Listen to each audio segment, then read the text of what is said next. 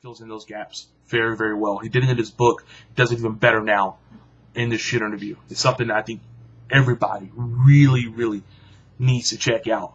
I'm not going to go in so much great detail about what he said, but I will say this. If you ever want to know what happened with Jim Crockett Promotions and why Jim Crockett Promotions folded, watch this shoot interview and check it out, because Ric Flair will tell you everything you need to know about what really happened in Jim Crockett Promotions. Also, another good thing I should plug in, get Jim Cornette's Midnight Express scrapbook, 25th anniversary scrapbook. I don't have it with me right now. I should have to show you what it looks like.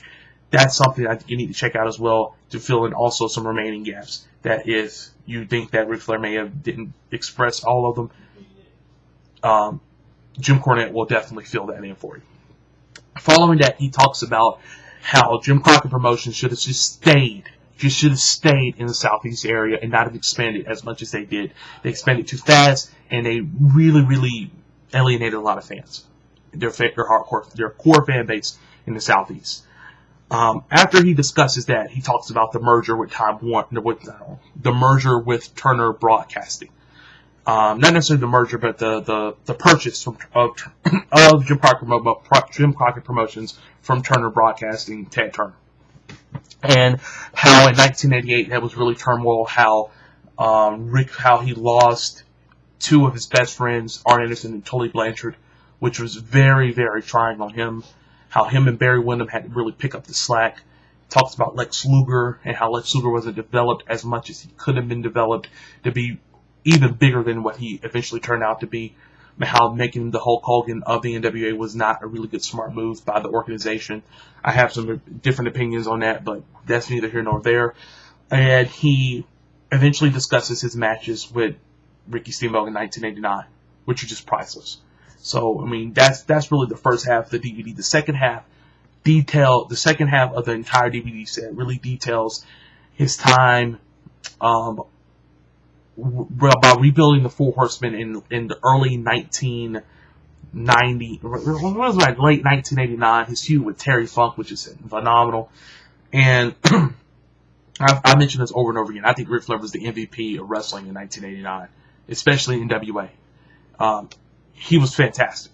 I kind of equate what Shawn Michaels did in 1996 what Ric Flair did in 1989. Both guys pretty much saved a company that year with their performances. He talks about in 1990 how the Horsemen was really rebuilt. 89, of course, is when they were officially started to be rebuilt with the whole Sting thing. Ole totally not coming back, which I think really hurt the group. And his runnings with Jim Herd. Now, Ric Flair and his time in World Championship Wrestling / NWA with Jim Herd is legendary.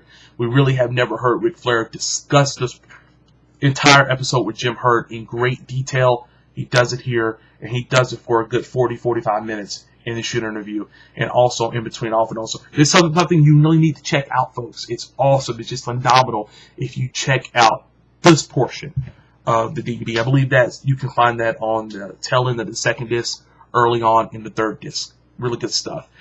Make a long story short, he talks about the time when he left World Championship Wrestling in 1991, the summer of 91, prior to the Great American Bash, which he was supposed to face Barry Windham instead of Lex Luger. Many people don't know that, but that is very, very true. He was supposed to wrestle Barry Windham. And I always would like to think how that would have turned out, how the Horsemen would have worked, because there's a lot of good stuff that's involved there. Of course, Sid left the company right around 1991 after Super Brawl 91 in May of 91. Barry Windham, Arn Anderson, and Ric Flair were really the only ones left out of the group. How would that have turned out if Ric Flair decided to stay and not leave for the World Wrestling Federation? Which he gets in good detail about that. His time in the WWF, WWE, so to speak. How that was such a relief. How that was such a very not a trying time in his life.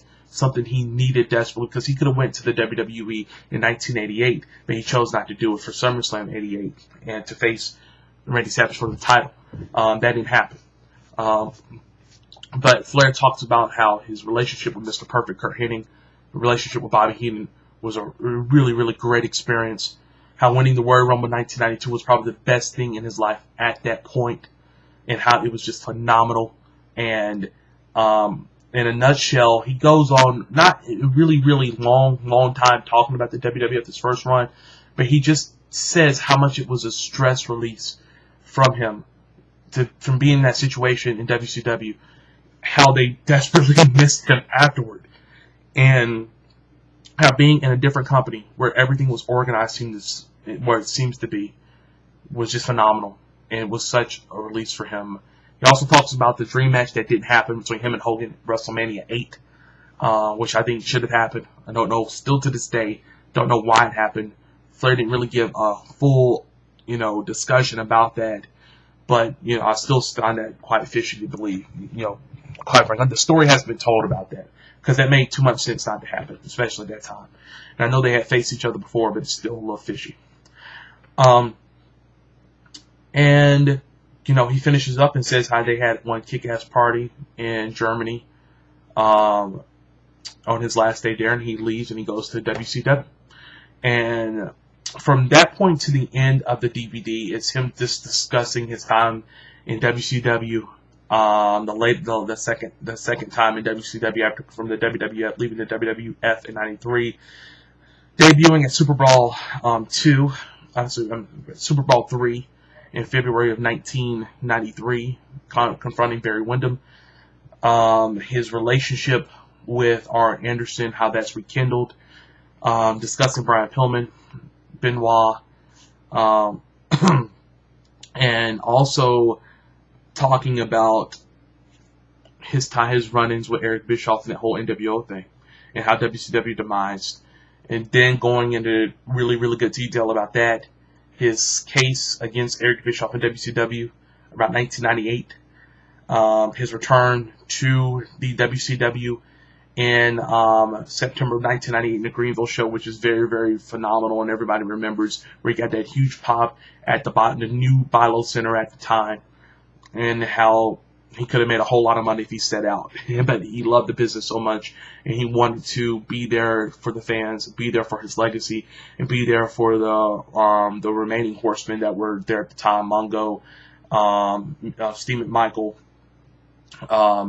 Chris Benoit, as well as Dean Malenko, with Arn Anderson there, and the former manager of the Horsemen, James J. Dillon, in presence as well, with Eric Bischoff coming out, and we all remember the whole episode that happened right there, which is really cool.